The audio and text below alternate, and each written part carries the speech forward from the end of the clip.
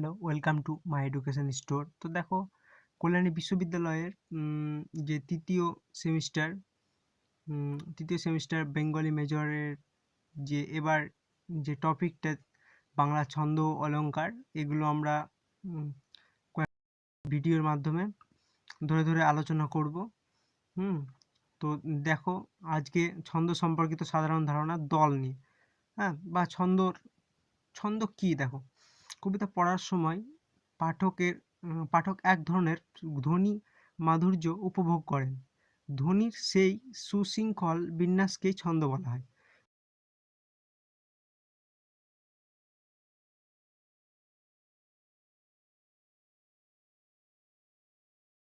এটা ছন্দ সংখ্যা। তারপর দেখো, ছন্দ মানুষের কিন্তু কথা নির্ভর, এগুলো ছন্দের কিন্তু বৈশিষ্ট্য।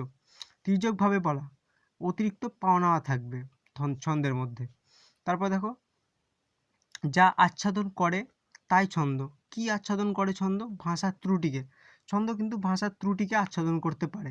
তারপর দেখো, বিভিন্ন লেখক বা সাহিত্যিকদের মতে ছন্দ, বুদ্ধদেব বসুর মতে ছন্দ কি? দেখো, কাব্যের প্রধান বাহন সেই সুনিয়ন্ত্রিত বেগ বিকশিত ভঙ্গি, যার নাম ছন্দ। তারপরে আধুনিক ছন্দ গবেষক অধ্যাপক অমূল্যধন মুখোপাধ্যায় বলেন, যেভাবে পদ বিন্যাস করিলে বাক্য শ্রুতিমধুর হয়, এর মানে রসের সংসার হয়, তাকেই ছন্দ বলা হয়।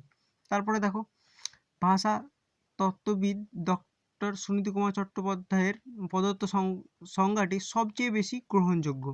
বাক্যস্থিত পদগুলিকে যেভাবে সাজাইলে বাক্যটি শ্রুতিমধুর হয় ও তাহার মধ্যে একই কালগত ও ধ্বনিগত সুষমা উপলব্ধ হয়, পদ সাজাইবার সেই পদ্ধতিকে ছন্দ বলে।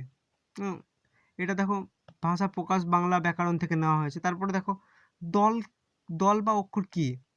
দেখো, বাকযন্ত্রের স্বল্পতম প্রয়াসে বা এক ঝোঁকে শব্দে যেটুকু অংশ উচ্চারিত হয় তাকে অক্ষর বা দল বলে। প্রবোধচন্দ্র সেন ছন্দের মূল উপাদানকে দল বলেছেন। তারপর দেখো, দলের ইংরেজি প্রতিশব্দ সিলেবাল। কিন্তু দল দুই প্রকার যথা দেখো, মুক্ত দল, রুদ্ধ দল। এবার কি দেখো, মুক্ত দল কাকে বলে? যে দল স্বরান্তক, অর্থাৎ যা শেষ হয় স্বরবর্ণে, তাকে বলে মুক্ত দল। উদাহরণ দেখো, ছন্দ। এটাকে যদি দল বিশ্লেষণ করি তাহলে ছন্দ। দেখো, একটা রুদ্ধ দল, একটা মুক্ত দল। রুদ্ধ দলের ক্ষেত্রে দেখো, যে দল ব্যঞ্জনান্তক, যার শেষে ব্যঞ্জনধ্বনি থাকে, তাকে রুদ্ধ দল বলে। এবার দেখো, এখানে দল নির্ণয় করো। এখানে দেখো, সরকার, সন্ধ্যা, আরতি, শহর, দ্বীপ, কণ্টক, রাজ্য, শিল্পী। এই দল নির্ণয় করে, এগুলো তোমাদের হোম টাস্ক। এগুলো দল নির্ণয় করে আমাদের কমেন্ট বক্সে জানাতে হবে। ভিডিওটা ভালো লাগলে শেয়ার করবে। বাই।